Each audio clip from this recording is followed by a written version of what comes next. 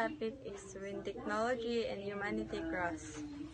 Objectives: know the different technological advancements in society, discuss the development of science and technology in the Philippines, discuss the effect of the interplay between technology and humanity through the dilemmas they face. Introduction: the ever-growing society has made people see technology as some form of necessity, tracing back its origin.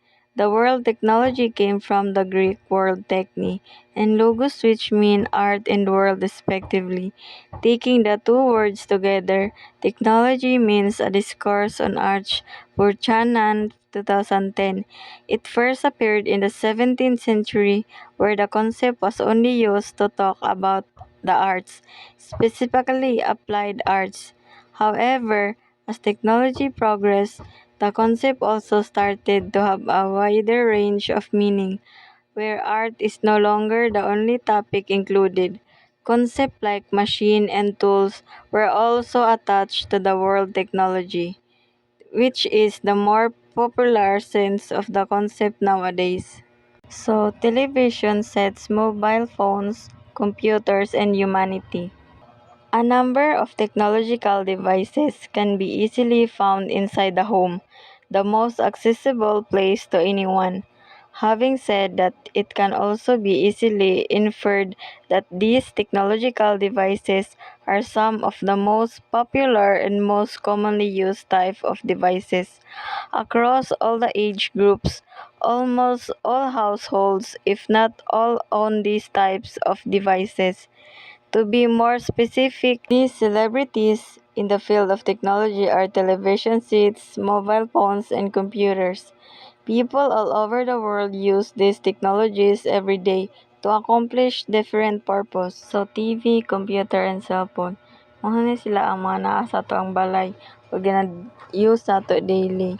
TV, ginagamit nato siya para matanaw tag balita or any movie labi na sa unsay nahitabo sa atong bansa karon through TV. Maka-communicate ta dayon kaysa una. Later raman if magpadala kag sulat, dugay period na siya maabot sa imong gusto padala og letter. Pero karon, bisag second or minutes pa lang, madawat na dayon ato ang message through cellphone and social media.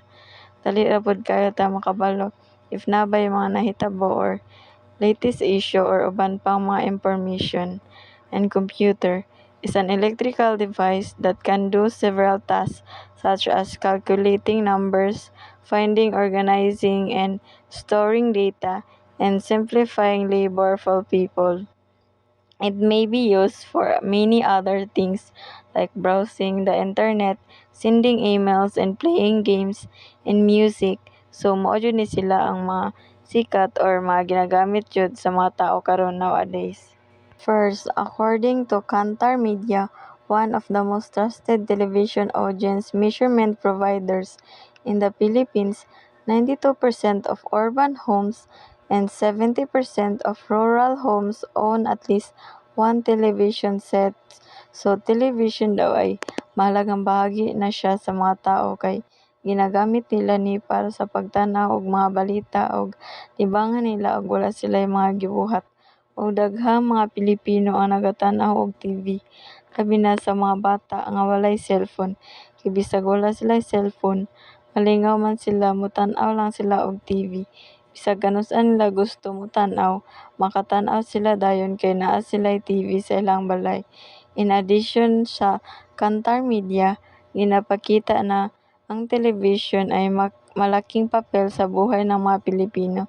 Ito ay isang patunay na ang television ay isang mahalagang paraan ng komunikasyon at impormasyon sa atoang bansa.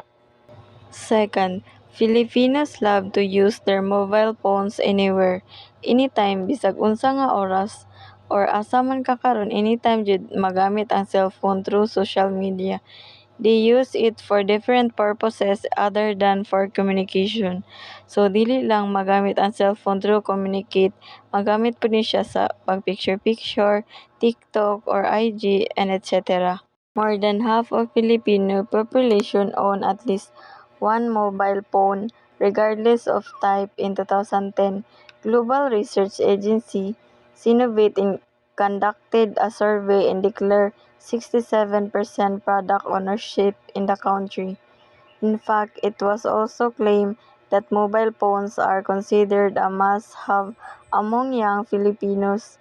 ABS-CBN News 2010. To prove that Filipinos really love to use their mobile phones, the Ipsos Media Atlas Philippine Nationwide Urban 2011 to 2012 survey results show that 1 in every 3 Filipinos cannot live without a mobile phone. In other words, 30% of the Philippines' urban population nationwide said that mobile phones are necessities in life. Philippine streets are full of people using their mobile phones. So bisag asa jud ka maabot, tanan tao jud makitaan jud nimo sa dalan nga naay ginagamit nga cellphone. A typical household owns at least 4 of the following devices: a mobile phone 89%, smartphone 53%, tablet 14%, desktop 39%, laptop or netbooks 37%, and smart TV 4%. Philstar 2013.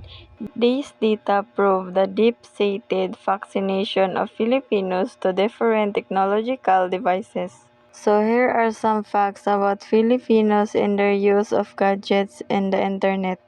First, mobile phone subscription is all 119 million. Filipinos spend approximately 3.2 hours on mobile and 5.2 hours on desktop daily. Currently, the Philippines has one of the highest digital population in the world. There are now 47 million active Facebook accounts in the Philippines. The Philippines is the fastest growing application market in Southeast Asia.